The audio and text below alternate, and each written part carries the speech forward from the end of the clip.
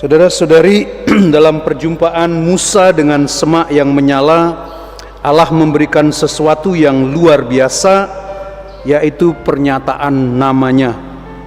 Kita ingat di sungai Yabok ketika Yakub bergulat dengan sosok misterius yang meminta nama tetapi tidak mendapatkannya.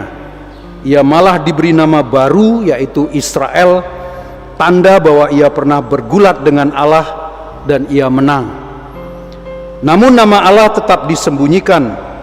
Karena apa? Karena mengetahui nama adalah tanda keintiman, dan saat itu manusia belum siap untuk memasuki kedekatan yang begitu dalam dengan Allah. Tetapi di Gunung Horeb kepada Musa, Allah mengungkapkan sesuatu yang lebih. Ehyeh Asher Ehyeh, aku adalah aku, atau aku akan menyertai, atau bahkan mungkin aku ada sebagaimana aku ada.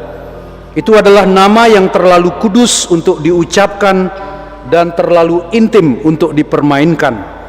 Nama yang hanya diucapkan oleh imam besar setahun sekali dalam ruang maha kudus dengan nafas yang ditahan karena gentar. Ketika Yesus berkata dalam Injil hari ini, "Datanglah kepadaku semua yang letih lesu dan berbeban berat," Ia bukan sekedar menawarkan keringanan beban. Ia sedang mengundang kita untuk masuk ke dalam kedekatan dengan Allah yang tak pernah mungkin dibayangkan sebelumnya. Yesus menggenapi peristiwa semak menyala dan sungai Yabok. Ia tidak sekedar memberi hukum atau aturan, Ia memberi dirinya sendiri. Ia tidak lagi menyembunyikan nama itu di balik awan, melainkan membiarkan manusia menyentuhnya, mendekapnya, dan berjalan bersamanya. Yesus adalah nama yang menjadi daging. Ia adalah kehadiran Allah yang dapat disentuh dan dipanggil. Ia menghapus jarak yang membuat manusia hanya berani menyebut Yahweh dengan getar, lalu menggantinya dengan sapaan Aba, Bapa. Yesus tidak datang untuk menghapus hukum, tetapi mengajak kita masuk ke dalam cara baru memikulnya, bukan sebagai beban mati, tetapi sebagai persekutuan hidup dengan Dia. Saudara-saudari, dalam tradisi Yahudi, memikul kuk Taurat adalah tanda kesetiaan, tapi seringkali menjadi beban ketika dijalankan tanpa rasa kasih. Yesus menawarkan kuk kebijaksanaan dan keintiman, seperti hikmat dalam kitab Putra Sirah yang berkata, "Masukkan lehermu ke dalam kuknya dan biarkan jiwamu menerima pengajaran."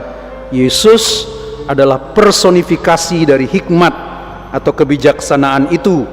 Ia bukan hanya mengajarkan, tapi membawa kita masuk ke dalam nama irama hidupnya sendiri yang penuh kelembutan dan rendah hati. Mengapa beban itu menjadi ringan?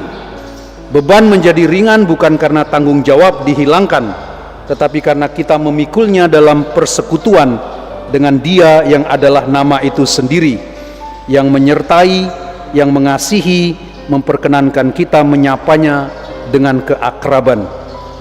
Ini, saudara-saudara, adalah kedalaman relasi yang tidak pernah diberikan di sungai Yabok dan baru dipenuhi dalam Yesus. Tidak lagi sekedar aku adalah aku, tetapi akulah sahabatmu, aku memikul beban bersamamu. Kadang kita merasa bergulat seperti Yakub di sungai Yabok, kadang kita mendengar suara dari semak yang menyala seperti Musa, tetapi Yesus datang untuk memeluk kita, bukan hanya mengajar dari kejauhan. Ia mengundang kita ke dalam keintiman yang radikal, ke dalam nama yang menjadi kehadiran, "Datanglah kepadaku." Dan ini bukan sekedar undangan untuk beristirahat, tetapi undangan untuk tinggal dalam keakraban dengan Allah yang memanggil kita dengan nama kita sendiri dan memperkenankan kita menyebutnya dengan hati yang penuh kasih. Mari kita hening sejenak.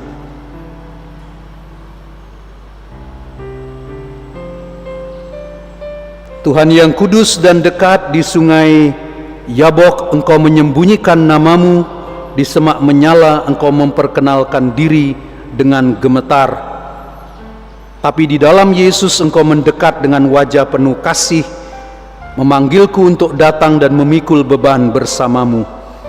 Ajari aku Tuhan memikul kuk yang ringan itu, kuk kerendahan hati, persahabatan denganmu, keintiman yang tidak menindih tetapi membebaskan.